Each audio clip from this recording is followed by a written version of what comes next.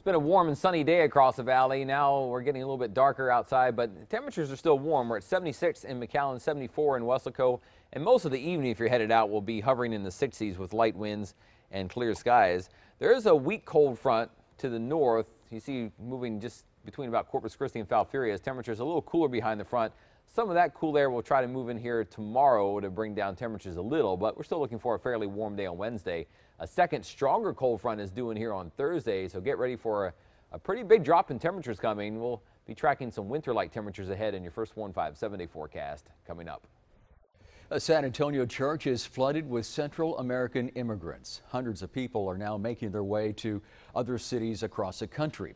As we first reported last night on Channel 5 News, 470 women and children were released from federal facilities this past weekend. The facilities in Karnes City and Dilley, Texas. We showed you these facilities when they opened up. They held only women and children who have crossed the border illegally. Well, now tonight, humanitarian groups and a church are assisting. Channel 5's Michael Scott reports from San Antonio. A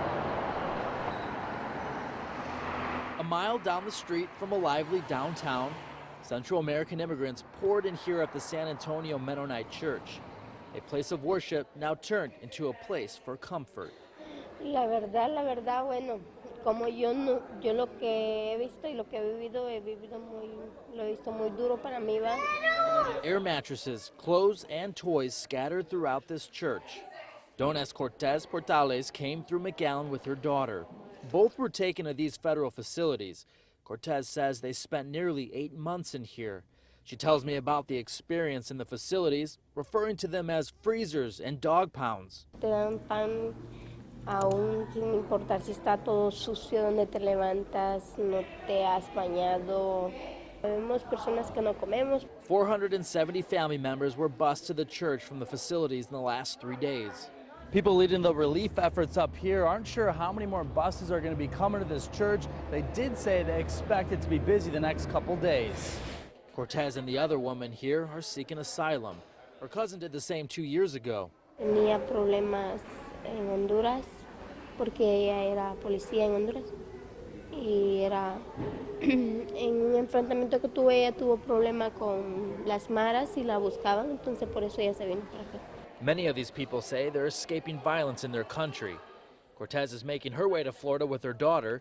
She tells me her journey to the U.S. was difficult. She says it's not over yet until she makes it to her family. Michael Scott, Channel 5 News at 6, San Antonio. Some more background to Michael's report in this Channel 5 News Extra. The church, along with an organization called Raíces, is helping out. They aren't sure why the feds are releasing people right now. They did tell us last Friday a district judge in Texas ruled that child care licenses would not be issued to ICE-controlled family detention centers.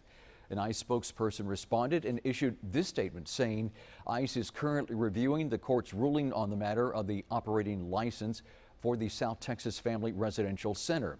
Operational activities continue without interruption at this time. The feds said the releases from the South Texas Family Residential Center over the weekend were scheduled as normal operations and not in response to the court ruling.